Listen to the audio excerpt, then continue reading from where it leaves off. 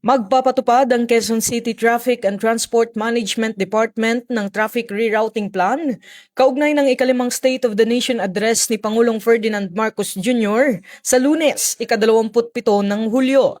Ipatutupad ang zipper lane mula Elliptical Road o Pilcoa hanggang Sandigbayan at mula Doña Carmen hanggang IBP Litex upang bigyang daan ang mga sasakyan ng mga opisyal ng pamahalaan at mga panauhing tutungo sa Batasang Pambansa Complex.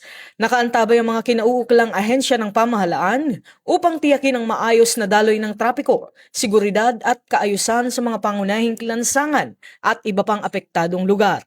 Samantala mahigpit ding nakikipag-ugnayan at nakaantabay ang Philippine National Police upang mapanatili ang kapayapaan at kaayusan, gayon din ang kaligtasan ng publiko sa buong panahon ng pagdaraos ng SONA.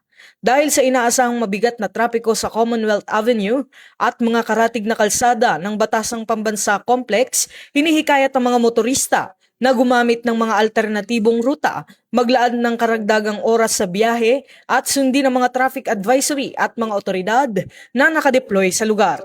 Maging maingat sa pagmamaneho at manatiling nakaantabay sa Police Use Network para sa mga pinakabagong update sa sitwasyon ng trapiko at seguridad.